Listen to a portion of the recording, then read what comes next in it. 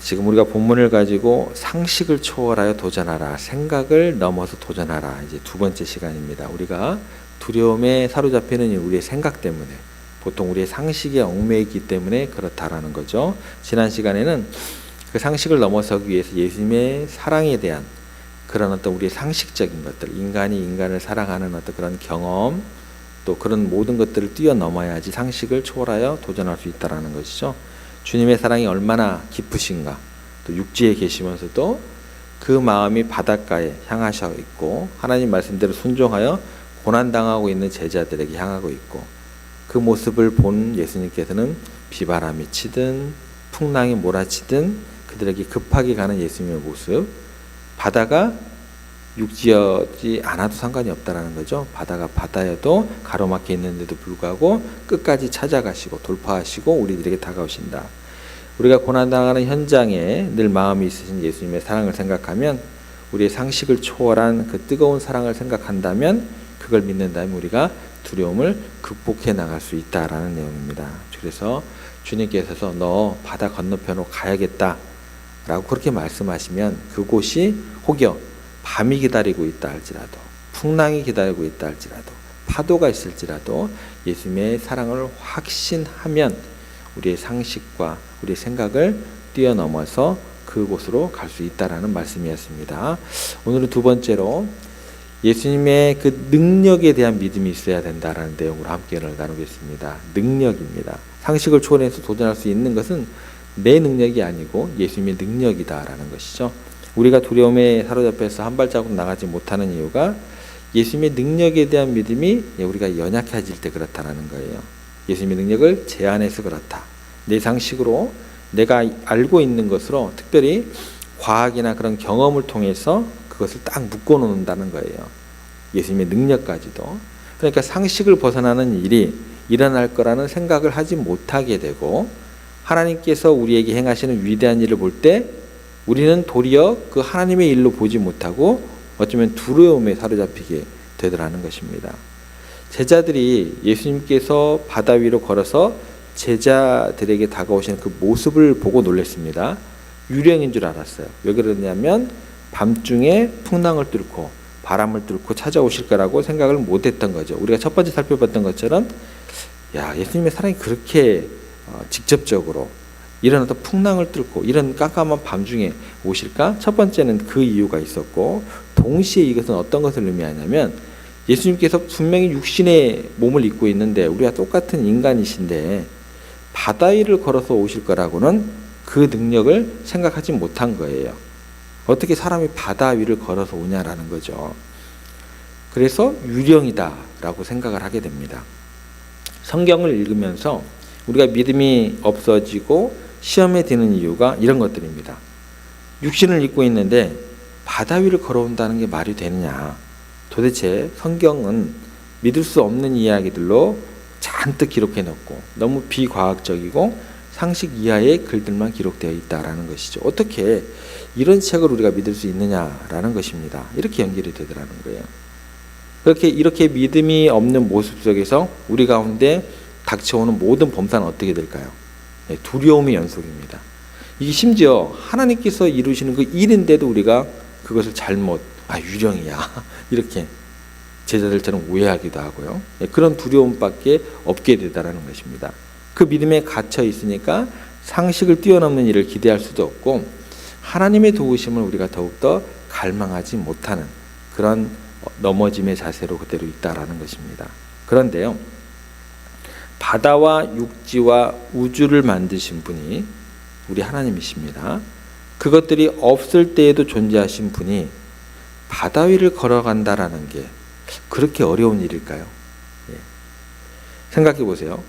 몸이 바다 위를 걸어가는 게 어려울까요? 아니면 쇳덩어리가 하늘을 나는 게 더 어려울까요? 여러분 생각에는 어떤 게 더 어려울 것 같으세요? 막상막하예요? 비행기가 여러분들 이해되십니까? 공기 역학이니 제트 엔진이니 해도 그런 역학이나 그런 것들을 해도 뭐가 하늘을 나는 거예요? 쇳덩이가 하늘을 나는 거예요. 그것도 쇳덩이 혼자 나는 게 아니라 요즘에는 전보하면 300명 넘게 타잖아요. 그죠? 대한항공 그런 것들 보면 1, 2층으로. 말이 될까요?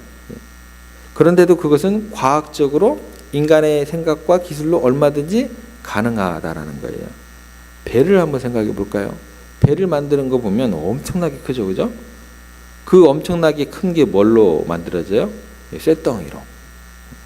근데 그 쇳덩어리가 배 혼자 가는 것도 아니고 수백 명을 태우고 바다 위를 빠지지 않고 잘 가게 됩니다. 상식적으로 이해가 될까요? 근데 과학적으로 그렇게 다 가능한 일이 되는 것입니다. 그러면 예수님이 바다 위로 걸어가시는 것이 왜 있을 수 없는 일이라고 우리가 그렇게 단정지어 생각하게 될까요? 우리가 알지 못하는 또 다른 과학의 원칙이 발견되면 얼마든지 가능하다라는 거예요. 다시 말해서 중력을 만드신 분이 왜 그 중력을 초월하는 방법을 모르시겠냐는 거예요. 그걸 만드신 분이 왜 그걸 극복하지 못하실까라는 것이죠. 시간과 공간을 초월하신 분이 천지와 만물이 있기 전에 존재하시는 분이 왜 그 시간과 공간을 초월하지 못하겠습니까? 그거는요, 지극히 당연한 것이 되는 것입니다. 오히려 그게 뭐예요? 하나님의 입장에서는, 예수님의 입장에서는 뭐예요? 오히려 그게 상식인 거예요. 우리들에게는 비상식적인 것이 하나님께는 지극히 상식적인 거예요. 그래서 지금 제자들이 유령이라고 외치고 무서워하고 떨고 있는 이유는 자기들이 상식이라고 생각하고 있는 자기들의 무지 속에 지극히 갇혀있기 때문에 그렇다라는 거예요.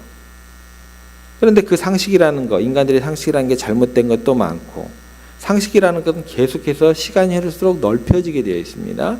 과학이 발달하면 발달해서 그 영역은 계속해서 넓어지게 되는 것입니다. 우리가 만약에 라이터나 뭐 이런 총 같은 걸 가지고 원시인들을 만나서 탁 키면 그들은 기절하겠죠. 우리를 신인 줄 알겠죠. 예. 마찬가지입니다. 예수님은 당연하게 자연스럽게 행하는데 우리는 예수님의 능력을 너무 우리 수준으로 제한을 하기 때문에 두려운 거예요. 그래서 뭐라고요? 유령이다라고 이야기를 하게 된다는 것입니다. 여러분, 과학과 상식이라는 것은 항상 끝이 있는 게 아니에요. 늘 깨지기 위해서 있는 존재들입니다. 인류가 발전한다는 것은 그것을 초월할 때에 계속해서 발전해 나가는 것입니다. 우리 주님은 우리가 생각하는 것보다도 훨씬 위대한 능력을 행할 수 있는 분이신 것을 우리가 항상 깨어있기를, 또 그렇게 믿기를 간절히 소망합니다. 예를 들어서 예수님께서 이제 무능해서 체포당하신 게 아니다라는 거예요. 12명도 더 되는 천군 천사를 동원해서 순식간에 멸망시킬 수 있겠지만 예수님은 그 전능한 힘을 가지고도 자기 자신을 온전히 내려놓고 죽을 수 있으실 만큼 어떤 분이세요? 크신 분이세요. 그렇게 위대하신 분이다라는 거예요. 비움의 크기에 있어서도 우리들이 상식을 뛰어넘는다라는 거예요. 그러니까 예수님의 체포가 예수님의 약함과 패배를 그렇게 끌어내는, 도출하게 하는 그런 사건이 아니다라는 것입니다. 그것은 오히려 우리의 상식을 뛰어넘는 그 전능자의 자기 초월성, 그렇게 크신 분이 심지어 자기 자신을 내려놓는다고, 내려놓을 만큼 그렇게 능력이 있으신가, 이것을 오히려 입증하는 그런 십자가 사건이 되더라는 것입니다. 여러분들이 큰 어려움을 겪거나 상실감에 두려워 떨고 있을 때 하나님께서는 너무너무나 크신 사랑으로, 크신 능력으로 여러분들을 붙들고 계심을 이 아침에 믿으시기 바랍니다. 그리고 그분은 실패하지 않으십니다. 그분께서 한 번 목표를 정하시는 것은 결코 좌절된 예가 없습니다. 결코 우리가 겪고 있는 이 모든 고난은 하나님께는 분명히 목적이 있는 것이고 뜻이 있는 것이고 더 큰 복으로 인도해 주시기 위한 하나님의 방법임을 말씀대로 믿고 그 가운데 용기 내어 한 걸음 한 걸음 나아가시는 여러분들 되기를 소망합니다. 하나님을 믿지 않는 역사 선생님이 수업 시간에 성경의 오류에 대해서 이제 비난하면서 이야기를 했습니다. 야, 너희들 봐라. 구약 성경에 보면 이집트에서 일어난 일인데 그 이집트를 탈출하는 이스라엘 백성들이 홍해를 건넜다고 나와 있잖아. 근데 그 깊은 바다를 건넜다고 기록되어 있는데 홍해는 고고학자들에 의하면 갈대숲을 지났대. 그러니까 무릎 정도밖에 안 되는 그런 곳을 늪지대를 지난 거야 라고 이야기를 해줬어요. 성경이 거짓말을 하고 있구나. 아이들이 막 신앙이 흔들리고 있었습니다. 그때 한 아이가 손을 번쩍 들었어요. 선생님, 이 있습니다. 선생님, 그러면 그야말로 그 이야기 자체만으로도 하나님은 너무너무나 전능하시고 엄청난 능력을 행하신 분이네요 라고 이야기를 했어요. 선생님이 황당해가지고 너 무슨 소리야? 갈대밭을 건넜다니까? 무릎밖에 안 된 그 갈대밭에, 아이가 얘기합니다. 무릎밖에 안 되는 그 갈대밭에 그 당시 최고의 강대국이었던 애굽의 모든 전차 부대가 다 수장되어 버렸으니 하나님께서 얼마나 위대하십니까? 애들이 박수를 치고 난리를 이렇게 한 환호성을 질렀다고 합니다. 여러분, 인간들이 얼마나 교만하냐면 하나님께서 인간들의 그 교만한 가운데 그렇게 해석할 줄 알고 하나님께서 이스라엘만 건너게 하신 것이 아니고 애굽의 군대도 거기다 수장한 이야기를 기록해 놓으신 거예요. 인간이 얼마나 안 믿으려고 애를 쓰는지 다 알고 계셨던 것 같습니다. 여러분, 우리가 천지를 창조하신 능력의 하나님인 것을 진실로 믿는다면 우리의 두려움의 그 어둠들을 하나씩 걷어낼 수 있는 우리들의 노력들이 필요할 것 같습니다. 지금 일어나는 모든 일 속에 있는 그 하나님의 포석을 우리가 믿을 수 있어야 될 것 같습니다. 하나님은 우리에게 반드시 복 주시기를 원하신다라고 하셨습니다. 우리에게 은혜를 베푸시고 그렇게 합력하여 선을 이루실 하나님이라고 말씀으로 기록되어 있다라는 것입니다. 이 모든 일은 하나님의 능력 밖에서 일어나는 것 하나도 없습니다. 철저하게 그분의 주권, 그분의 섭리, 그분의 다스림 안에서 일어나게 될 것입니다. 지금은 원수가 날뛰는 것 같고 모든 것이 악에 의해서 지배되는 것 같지만 천만의 말씀입니다. 그 배후에 하나님께서 웃으신다고 시편 기자는 이야기합니다. 시편 2절 4절 말씀에 보면 하늘에 계신 이가 웃으시며 주께서 그들을 비웃으시로다. 악한 사람들이 비난하고 날뛸 때 우리는 그 악한 사람들의 그 비난 소리와 그 웃음 소리를 보는 게 아니라 하나님의 미소를 생각하셔야 될 것입니다.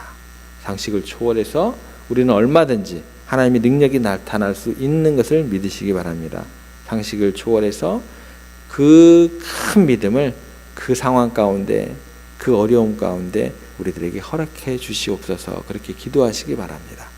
주님께서 원하시면 얼마든지 바다 위를 걸어오실 수 있고, 주님께서 원하시면 죽은 자를 살리실 수 있고, 우리에게 영원한 생명을 주실 수 있는 것을 믿으시고, 여러분의 경험과 상식을 초월해서 그분의 능력 안에서 참된 자유함을 누리시고, 그렇게 오늘과 내일 새로운 세계를 향해 도전하시고 주님께서 이루실 그 위대한 꿈을 꾸면서 믿음으로 승리하는 여러분들의 오늘 하루 되시기를 주님의 이름으로 부탁을 드립니다.